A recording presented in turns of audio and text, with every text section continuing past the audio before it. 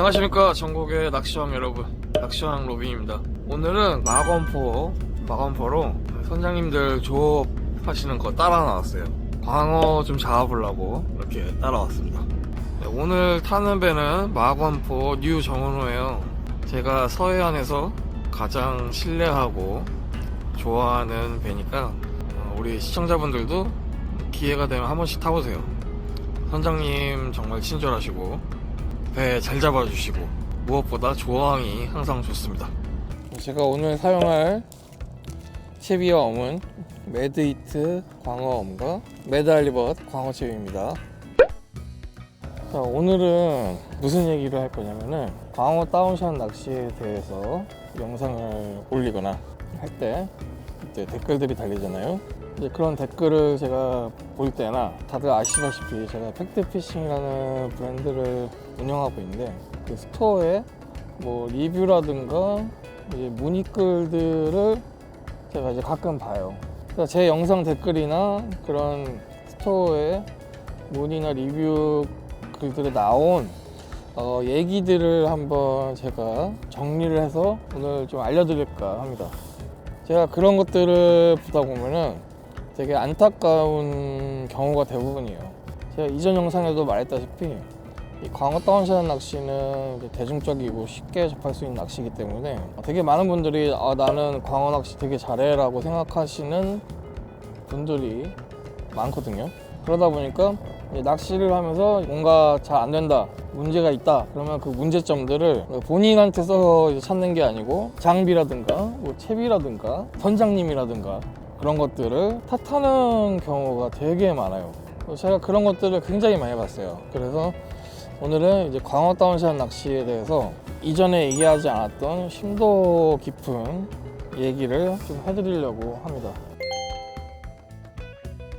우선 첫 번째로 제가 만든 광어 다운샷 채비 매드할리벗 채비예요. 이게 지금은 V2입니다. V2 버전 2인데 원래 처음 만들었던 버전은 지금보다 채비가 약했어요. 이 제가 생각하는 낚시 채비 같은 경우는 뭐 낚시 줄도 그렇고 채비도 그렇고 대상 어종에 맞게 딱 아슬아슬한 수준으로 채비를 해서 조작을 하면서 랜딩할 때도 컨트롤을 하고 그러면서 낚시를 해야 재밌는 거거든요. 뭐 예를 들면은 우리가 쭈꾸미 낚시를 하는데 뭐 문어 낚싯대 들고 가서 그렇게 낚시를 하진 않잖아요. 왜냐? 재미가 없기 때문이에요. 이 낚시에서 가장 중요한 손맛을 느낄 수가 없습니다. 그렇기 때문에 장비라든가 채비라든가 이런 것들은 딱 대상 어종에 맞게 아슬아슬한 수준으로 맞춰놓고 낚시를 하는 게 가장 재밌어요. 그래서 이 광어 다운샷 낚시는 제가 생각하는 가장 적정 수준의 쇼크리더라고 하죠. 이게 4호예요. 4호면 충분하거든요. 4호면은 미터급 뭐 점성어, 민어 이런 것도 다 끌어올릴 수 있어요. 근데 제가 이게 버전 1 때 무슨 이제 일이 있었냐면은 그 리뷰에 채비가 너무 잘 터진다라는 리뷰가 되게 많았어요. 채비가 너무 약하다. 근데 당연히 저도 제가 만든 거기 때문에 제가 항상 쓰겠죠. 근데 저는 그런 일을 겪어본 적이 한 번도 없습니다. 단 한 번도 없어요. 그래서 저도 이제 고민을 했어요. 이 4호줄이면 충분한데 왜 약하다고 하시는 분들이 많을까? 왜 자꾸 터진다고 하는 분들이 있을까? 이 드랩 조절을 하면서 랜딩도 거기에 맞춰서 하고 그러면은 그럴 일이 전혀 없는데 이상하다. 그래서 버전 2를 5호를 쓰기 시작했어요.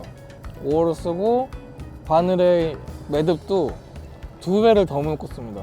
그렇게 만들다 보니 이제 터져요 라고 하는 분들이 뭐 채비가 약해요 이렇게 하는 분들이 사라졌어요.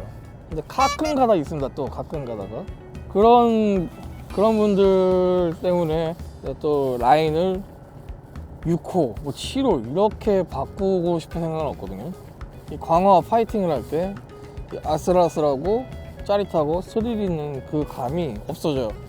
그냥 내 채비가 워낙에 단단하고 튼튼하기 때문에 개 끌듯이 나온다 에이 막 이러면서 낚시를 하게 되거든요. 그럼 물론 잡는 기쁨은 있겠지만 내 기술을 쓰고 내가 컨트롤을 하고 이렇게 저렇게 했더니 고기를 내가 잡았어, 이런 재미와 기쁨이 없어져요. 뭐 라인을 내가 4호로 쓴다, 뭐 최대 5호까지 쓴다. 그런데 내가 뭐 랜딩 중에 아니면은 챔질할 때 터진다. 과연 이 문제가 어디서 비롯된 건가? 이거를 깊게 생각해 볼 필요가 있습니다. 내가 갖고 있는, 내가 채비를 한 그 수준에 벗어나는 뭔가 있기 때문에 줄이 터지거나 그러는 거예요.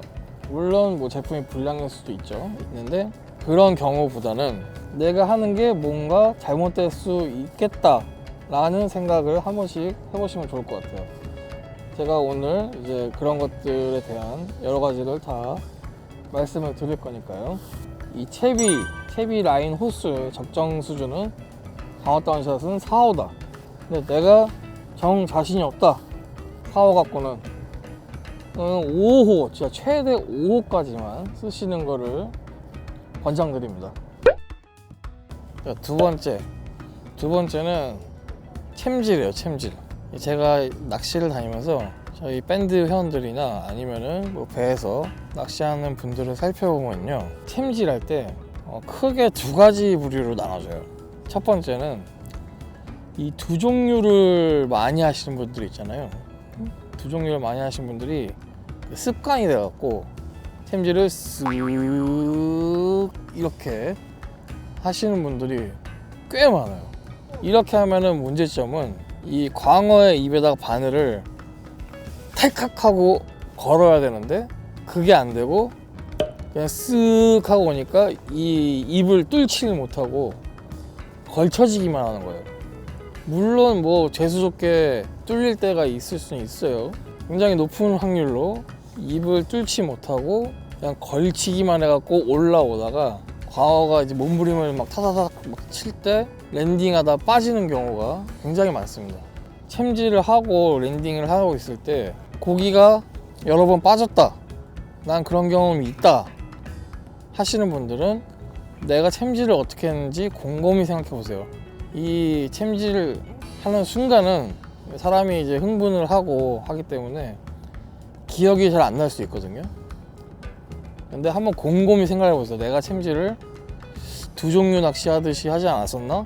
라고 생각을 해보시고 그거를 이제 고칠 수 있게 노력을 해야 돼요. 그리고 두 번째 부류, 이제 외수질 낚시를 많이 하시는 분들, 외수질 낚시를 즐겨 하시던 분들은 탁 하고 그냥 저 하늘 끝까지 챔질을 엄청 세게 하시는 분들이 있거든요. 이 광어 다운샷 낚시랑 외수질 낚시랑 챔질을 다르게 해야 되는 이유는 제가 아까도 처음에 설명드렸지만 이 광어 채비랑 이 외수질 채비는 본선, 기둥줄과 그리고 이 가지줄, 외수질 낚시 같은 경우는 가지줄 있죠. 가지줄에 이 호수 차이가 엄청나게 나요. 뭐 시중에 기성 채비들을 기준으로 설명을 하자면은 외수질 채비 말씀드리는 거예요. 기둥줄 같은 경우는 아무리 얇아도 10호, 20호까지 이렇게 돼 있고 기둥줄 같은 경우는 한 7호에서 또 10호 사이 이런 기성 채비들이 많거든요. 그러니까 엄청나게 튼튼한 거예요. 왜냐면 이제 농어를 잡으려고 하다 보니 농어는 이제 진짜 크고 힘 좋은 놈들 걸리면은 채비가 좀 튼튼하긴 해야 돼요. 그렇기 때문에 그렇게 채비가 튼튼한데 광어 같은 경우는 제가 아까 말씀드렸다시피 적정이 4호, 최대 5호까지 쓰라고 말씀드렸잖아요. 그렇기 때문에 이 외수질 낚시 챔질할 때처럼 팍 이렇게 해버리면은 이 채비줄이 부하를 못 이기고 터지는 경우가 많이 있습니다. 물론 그런 분들도 덜어 있어요. 착 하고 이제 챔질을 하는 게 남들이 보면 멋있어 보이거든요. 멋있어 보이고 잘하는 것처럼 보이고 하기 때문에 겉멋이라고 해야 되나? 그런 게 들어있는 분들도 있을 수 있어요. 그렇게 챔질하면 문제점이 아까 말씀드린 것처럼 채비가 터질 수 있고 이 광어 주둥이 쪽이 다른 고기들에 비해서 조금 약해요. 그냥 입 옆이 그냥 통째로 촥 하고 찢어질 수가 있어요. 완전 숙달된 뭐 고수분들은 상관이 없겠지만 경력이 그렇게 많지 않고 경험이 좀 부족한 분들은 원줄이 그냥 날아가 버릴 수가 있어요. 또 드랙을 맞춰놓지 못한 상태에서 최악의 상황은 낚싯대까지 부러질 수가 있습니다. 그렇기 때문에 어떻게 챔질을 해야 되냐, 얘가 제가 예전 영상에서도 말씀드렸는데 간결하고 빠르고 세게, 단 높지 않게, 지금 영상으로 한번 보여드릴게요. 이 광어 다운샷 낚시 챔질과 외수질 낚시 챔질을 두 개를 보여드릴 테니 한번 비교를 해보세요. 뭐가 다른지. 온 것 같은데. 아싸! 히트!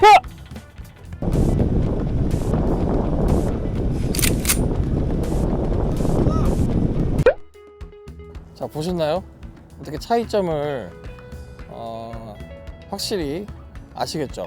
물론 외수질 낚시도 간결하고 빠르고 세게 높지 않게 해도 돼요. 그런데 채비가 워낙에 튼튼하기 때문에 챔질을 막 팍 이렇게 하면은 또 스트레스 풀리거든요. 기분 좋고. 하지만 광어 다운샷 낚시에서 챔질은 그렇게 하지 말 것. 내 채비 다 터지고 재수없으면 원줄, 더 재수없으면 낚싯대까지 데미지를 입는다.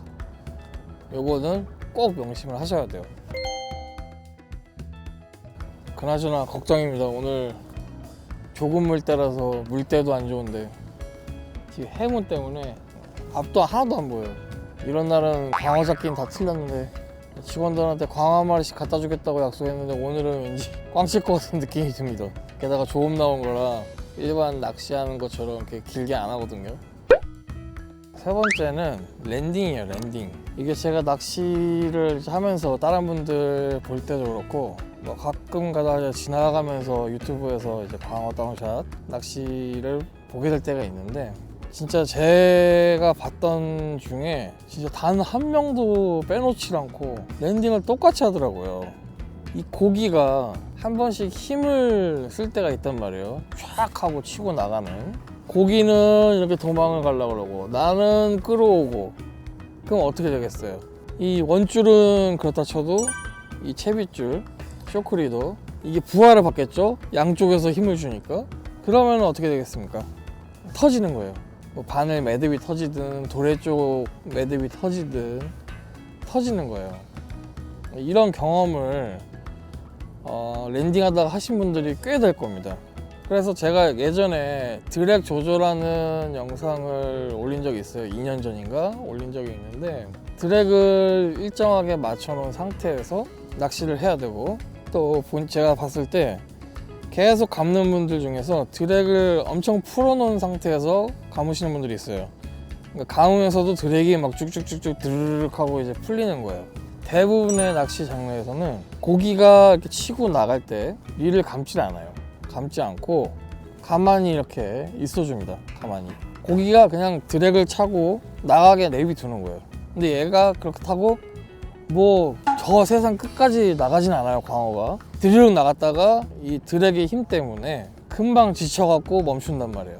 그러면 그때 이제 감는 거예요. 다시 이 드랙의 힘과 낚싯대의 탄성 때문에 고기가 금방 지칩니다.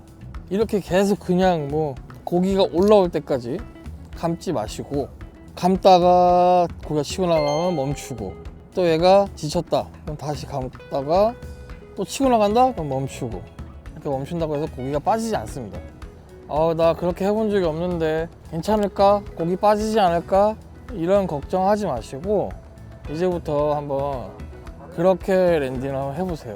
이렇게 랜딩하면은 재미도 훨씬 있지만 큰 광어도 힘들이지 않고 올릴 수 있고요.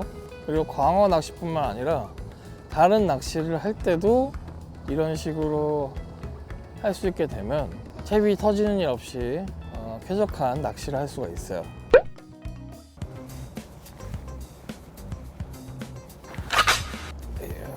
히트! 히트! 챔질 간결하고 빠르고 세게 하는 거 보셨죠? 이게 뭐예요 이게?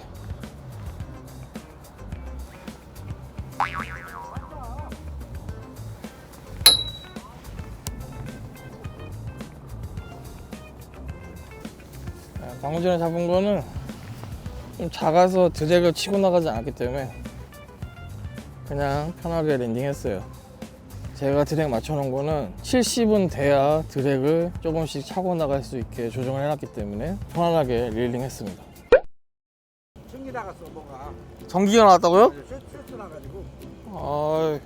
배 문제가 좀 생겨갖고 오전 11시인데 항으로 돌아가야 될 것 같다고 선장님이 하시더라고요. 그래서 낚시는 여기까지 해야 될 것 같고, 제가 이제 말씀드렸던 부분들 우리 시청자분들, 구독자분들 한번 곰곰이 생각을 해보시고, 내가 좀 나쁜 습관이 있지 않았나, 내가 뭐 잘못된 점이 있지 않았나, 더 나은 조과를 위해서 더 연구하고 노력하는 자세를 가지면 어떨까 싶습니다. 그래서 오늘도 시청해주셔서 감사드리고요. 구독과 좋아요, 알람 설정 부탁드리겠습니다. 감사합니다.